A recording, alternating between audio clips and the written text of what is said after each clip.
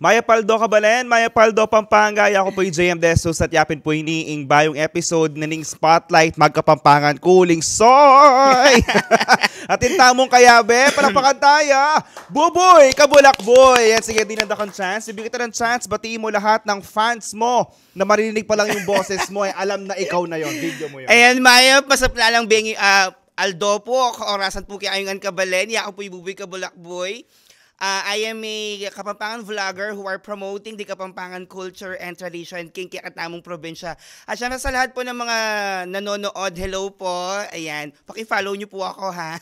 Ayan, thank you so much, candidate number 1. So ngayon, ang gagawin natin, magtatagalog tayo kasi syempre meron ka din mga fans outside Pampanga. Ganun na kalaki ang following ni Buboy Kabulakboy. Pero bago tayo pumunta doon sa pagiging content creator mo, gusto ko malaman, ano ba yung pinagkakaabalahan ni Buboy Kabulakboy before na maging content creator? Kasi kanya pag-usapan natin, may natapos ka, tapos ang dami mo na din napagdaanan for the past few years. Sige. Year 2018 po, nag-graduate po ako bilang teacher sa DABSU at syempre major in physical education. Tapos, so nakapagturo ako ng 1 year lang sa Basa Air Base in Florida Blanca. Tapos, pagkatapos nun, nagka-pandemic. Hindi na ako nagturo. Pagkatapos po nun, ay pumunta po ako sa, nag-apply, natanggap, sa BPO company sa Angeles City. Tapos, yun na. As in, nandoon na yung boom na eksena. Na, kasi 2019 nag-start siyang mag-YouTube pero 2020 doon talaga kumbaga sumabog online si Buboy Kabulakboy. Gabi naman yung sumabog. Kasi doon nag-viral eh. So pero nag-viral ka sa YouTube ba or sa Facebook na? Yung YouTube po kasi yung nangyari, nabaliktad po yung situation. Kailangan pala bago ka mag-YouTube, kailangan sikat ka na kasi walang taong interesado sa buhay mo. Kasi dati po nung nasa YouTube ako, yung bina-vlog ko lang personal life. Sino yung magiging interesado sa buhay ko din? Ano bang ganap nito? Oo, sino ba to yung mga ganyan? Bakit syempre nagpapakilala. Ngayon, wala talaga akong planong pumunta sa Facebook na parang hindi ko ina-expect.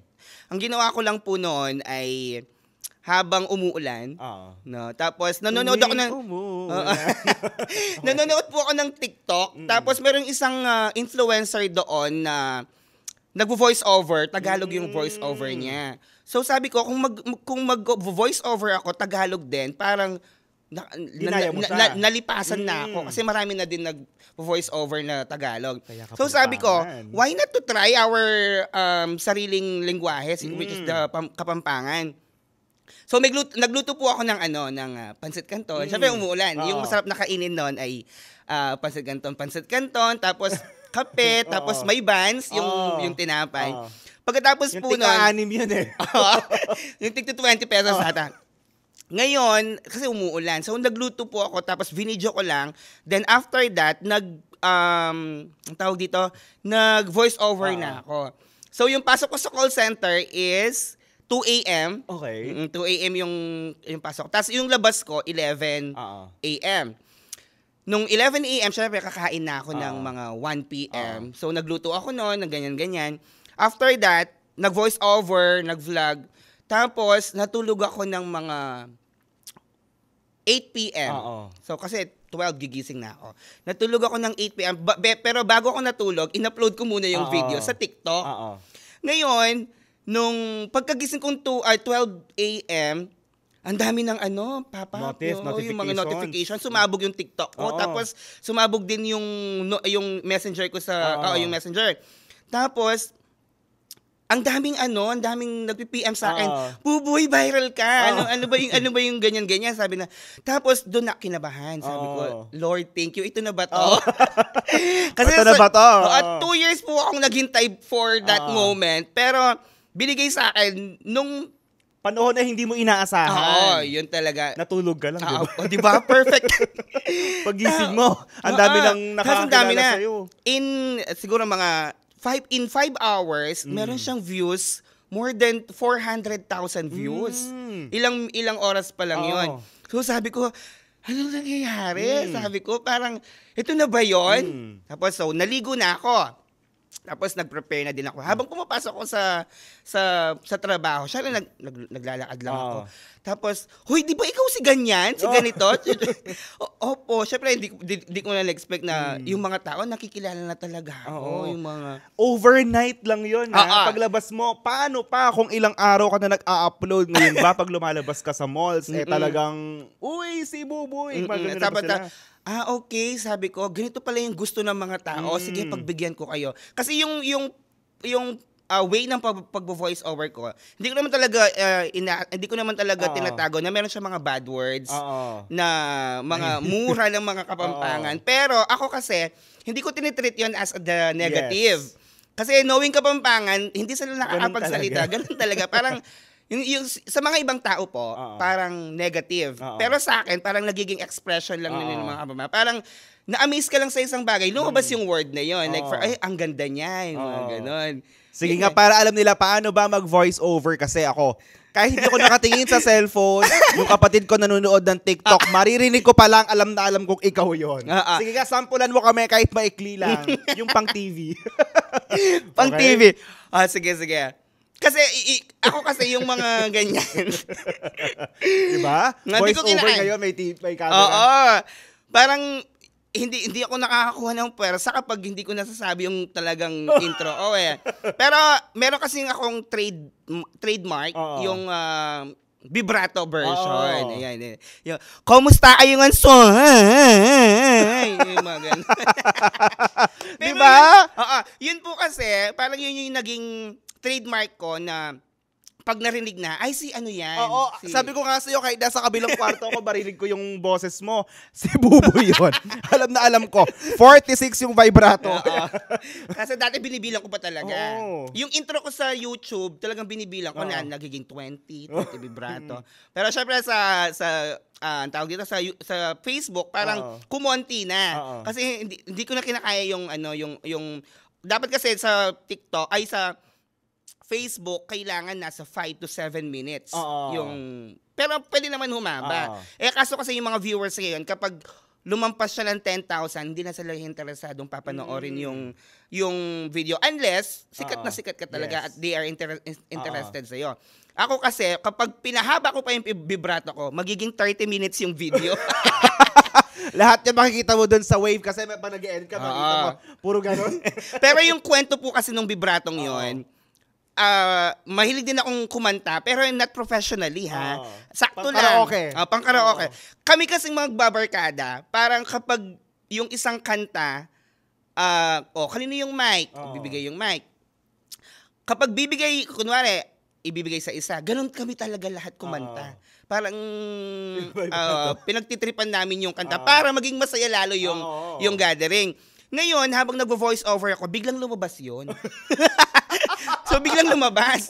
Pagkatapos nun, siyempre, bago ko i-upload, pinanood ko muna kung maganda. Natawa ka din, di ba? Nung pinanood ko, sabi ko, parang may mali. Parang, magugustuhan kaya ito ng mga tao. Tapos, sige, try natin. Pagka-upload ko, yun na, naging bansag na sa akin, ay, ikaw si ano, yung gegege? Kasi sa Kapampangan po yung gegege, yun yung parang vibrato ng mga Kapampangan. Lalo na, dito. Yung madalas mong marinig, lalo na Holy Week ngayon. Baka pwede ka siguro. Ang dami na po nagme-message sa akin about... para sa Holy Week. Yung mga nagpabasa. Tapos sabi ko, hindi po ako pwede dyan. Kasi yung Holy Week, 1 week lang. Yung boses ko, pang 1 month na kapag kumanta pa ako sa Holy Week. Yung Bible, hindi mo natapos siguro. June na, hindi pa din kayo tapos. Hindi pa po. So ngayon po kasi, narinig ko din yung vibratong ganyan sa lolo ko. So, eto ba, narinig mo na din sa mga lolo mo, sa mga lola mo? Kasi pag mga matatanda, ganun sila kung magkanta, di ba? So, parang, mga ganun sila, di ba? Yung parang meron silang, dito, yung mga torotot sa... Pero, yung sa amin naman, dahil, idol ko kasi yung singer na idol ko, which is si Eric Santos.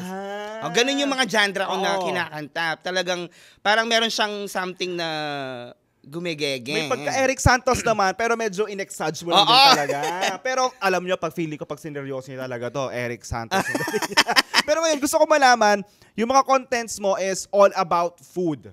Kasi before nabanggit mo, ang personal life mo, hindi nila Tapos ngayon, nung nag-vlog ka ng pagkain, viral na siya. Yes. So, anong naging reaction mo? Mahilig ka ba talaga sa food? Or talagang, na-discover mo na yung talagang content para sa'yo?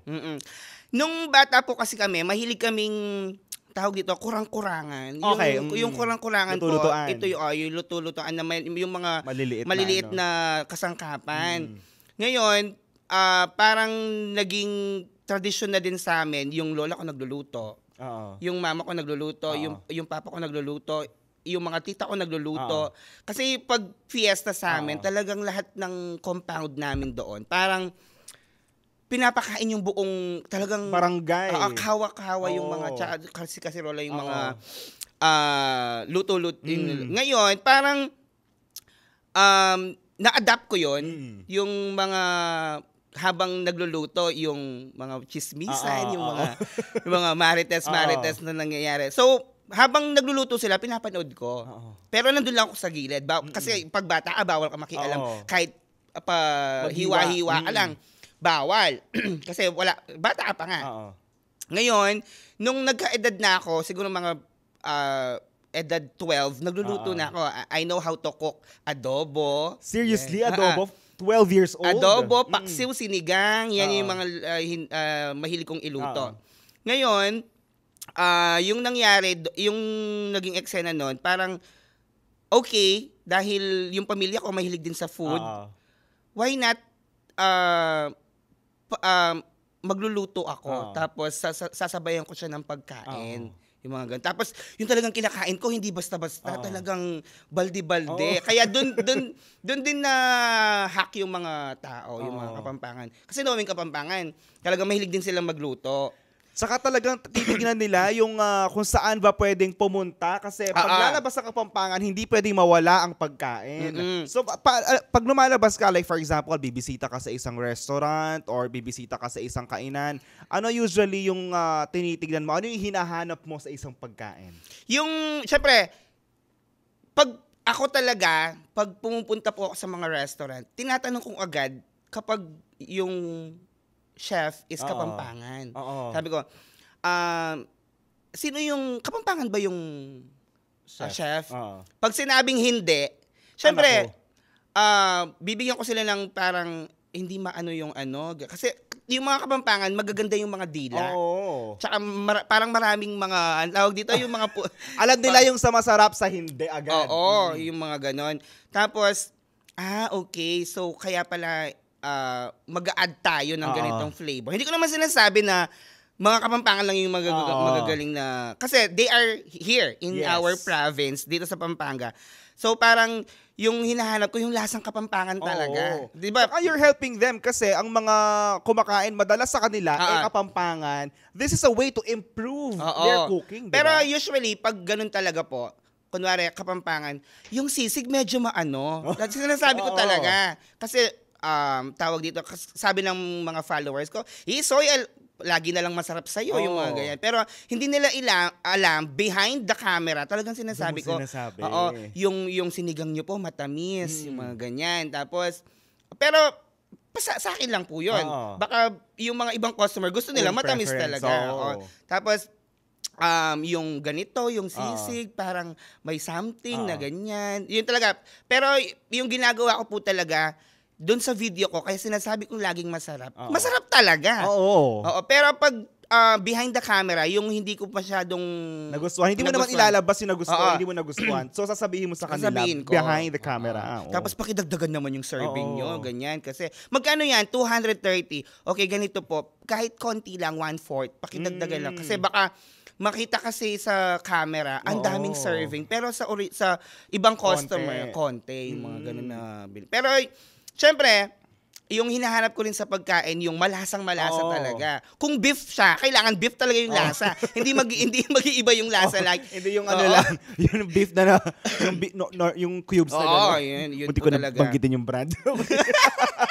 Pero ngayon, paano nabago ng vlogging, ng content creation yung buhay mo? Siyempre, si Teacher Buboy na naging call center agent, tapos after nun, content creator. For the past few years, ang dahil mong ginawa sa buhay mo. Pero bago po yun, natapos po ako sa pag-aaral bilang isang event organizer. Okay. Kasi meron din akong mga kaibigan tsaka mga pinsan din na nasa industry ng event.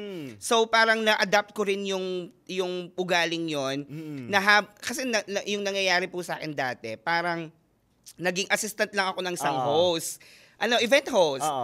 After that, parang inaral ko talaga na maging event host din. So, yun yung ginawa kong weapon to finish my study talaga. Parang nasa 60%. So, working student ka before? Yes. At the same time, choreographer. Okay. Sa Pinokpok Festival. At syempre, hindi ko naman award-winning din po ako ng choreographer sa Sinokwan Festival.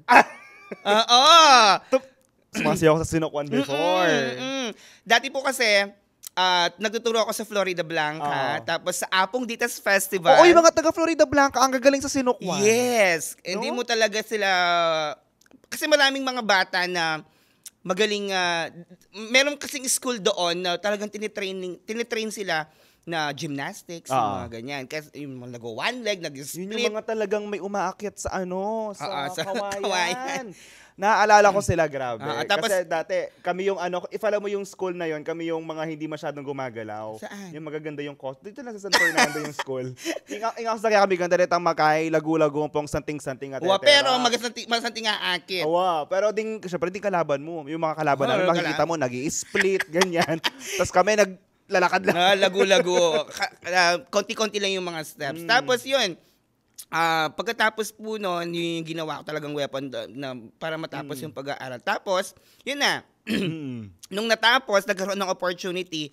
Pagka-graduate ko, fresh graduate, kinuha ko ng isang school. Kasi alam nila na talagang mapapakinabangan ako ng school. Kasi, syempre, PE major na. At the same time, choreographer, host. I am also playing volleyball. Parang yung buhay ko nasa pang-palakasan. Pang sports, saka pang yung talagang gumagalaw. Tapos marunong din akong mga racket games. At the same time, baseball, softball. Kasi yung papa ko po, baseball coach siya in Pampanga.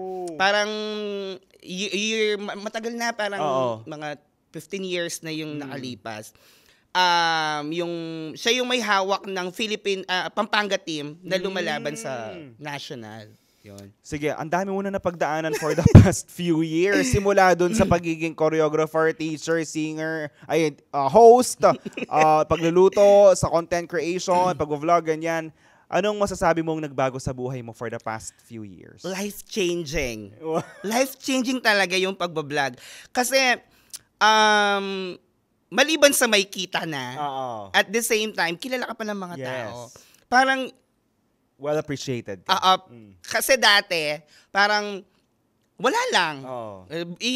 Ikaw lang si Buboy, yung mga ganun. Tapos yung mga kaibigan, yung mga kamag-anak. Dumami na po yung kamag-anak ko ngayon. Paglabas mo ng ganyan, pupunta ka ng mall, lahat kilala ka at lahat talagang feeling nila kaklose ka dala, which is good. Kasi ibig sabihin ng komportable sila sa mga content mo. Dati po, like for example, kaya nasabi kong life-changing, syempre, nandiyan na yung pera, yung parang easy money, mga ganon. Pero syempre, hindi naman madali talaga yung hindi madali kasi mag-i-edit ka, mag-iisip ka ng content. Ikaw yung editor, ikaw yung director, ikaw yung mag-iisip ng content, ikaw yung ganyan, yung mga ganito. Tapos ibabash ka lang. Kaya ako, sobrang saludo ako. Well, ako tinry ko na mag-vlog. Pakahirap. Tsaka akala ng mga ibang tao, pag vlogger ka, marami ka ng pera. No, hindi po ganun yon. Yung mga vlogger po, kasi yung mindset ng mga tao, kapag naka 1 million views ka na, mayaman ka na kasi akala nila yung isang view na yun, peso, 1 peso. Pero hindi naman. Ngayon nga po, ito for the information of everybody. Ngayon po, anong tawag dito? Mayroon pong pinagdadaanan yung mga vlogger na dati, yung 10,000 views, yung 10,000 views po, equivalent of $1. So, 50 pesos lang. Although thankful naman. Imagine, 10,000 views, $1 lang. Ngayon, mas lalong tinaas pa ni Facebook, mas tinaas pa ni Meta. Kailangan, yung 100,000 views, $1 na lang siya. So, in 1 million views, 500 pesos. Mababa talaga. So kayo, kung nakikita nyo kung gaano kahirap ang pagiging content creator, tapos magbabash pa kayo. Pero yung tawag dito, yung tawag po namin hindi ko alam yung mga ibang content creator. Ako kasi yung tawag ko po sa sweldo ko sa Facebook, reward lang. Reward, okay. Parang sige, may napasaya ang tao, ito yung para sa iyo. Parang ganun. Pero as in small amount lang siya. Siguro yung sinusweldo ko sa Facebook ngayon na yung 15,000 a month. Okay. Yun. Tapos mag-iisip yung 15,000 na yun, ang daming content na gagawin mo. Siguro sa isang buwan, makukuha mo yung 15,000 na yun. Ako kasi yung tawag sa amin, provincial vlogger, yung mga gumagamit ng sariling lengguwahe lang sa sariling probinsya mo. Hindi kami kasi national. Pero yung mga national talagang malalakas ng kumita yung mga yan. Kasi naiintindihan ng buong kami naman provincial vlogger. Yung 15,000 ano na yon, malaki na yon. Okay pero ang daming mong i-upload na content. Yun. Siyempre mag-iisip ka na. Although ako naman, hindi naman ako nag-upload ng mga lifestyle na content. Yung ginagawa ko lang talaga is promoting the business. Yes. Yun kasi yung main target ko, kaya nag-vlog din ako kasi unang-una, yung Pampanga kasi parang, syempre, ginagamit mo yung lengguwahe nila. Kailangan, hindi mo lang pinopromote yung sarili mo. I-promote mo din yung kung taga saan ka. Kaya, yung culture. Yung culture, tsaka yung tradition nga yun na sinabi ko. Tapos, hindi lang kasi ako nagbe-base doon sa mga, kung ano yung meron sa Pampanga. Nagbe-base din ako kung paano ko siya ipopromote. Yung mga, syempre, ako kasi 100%, I really love Pampanga. Yes. Meron mga iba't ibang mga bagay na hindi pa natin natutuklasan. Pero ako, marami na akong natuklasan sa Pampanga. Like, meron tayong mga falls. Meron tayong mga ilog na hindi pa nadidiscover. Kaya nga sabi nila, doon sa yung mga katagang wala mang ganito sa Pampanga, wala mang ilog, wala mang ganito. Pero meron kaming masasarap na pagkain, which is wrong. Kasi, ang totoo po niyan, marami pang magagandang lugar dito sa Pampanga na hindi pa nadidiscover. Just like yung pinuntahan po namin in Mount Pinatubo, in Barangay Inararo, Porac, Pampanga. Kasi yun yung bagong target ko, yung mga maliban sa food, tourism. In Inararo, Porac, Pampanga, meron tayong tawag dito, yung falls. Doon yung tawag, Anaan Falls. Ang ganda ng falls na yun. Actually, dalawa po yung falls na yon. Tapos meron ding Avatar Cave.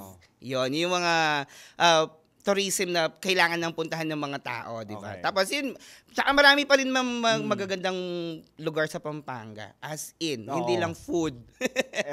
Ito naman, so just to siguro end this, if kaharap mo ang Batang Buboy, yan, nandiyan sa harap mo, tapos nakangiti siya sa'yo, matatakot ka ba? Ano ang gusto mong sabihin sa Batang Buboy after all ng mga pinagdaanan mo for the past few years? Siguro parang thank you. Kasi lumaki kang strong. Lumaki kang, ako kasi, lumaki kang independent. Tapos, lumaki kang palaban. Yun lang. Kasi yung personality ko po, parang hindi mo ako makikitaan ng problema sa mukha. Hindi mo ako makikitaan ng puot, no?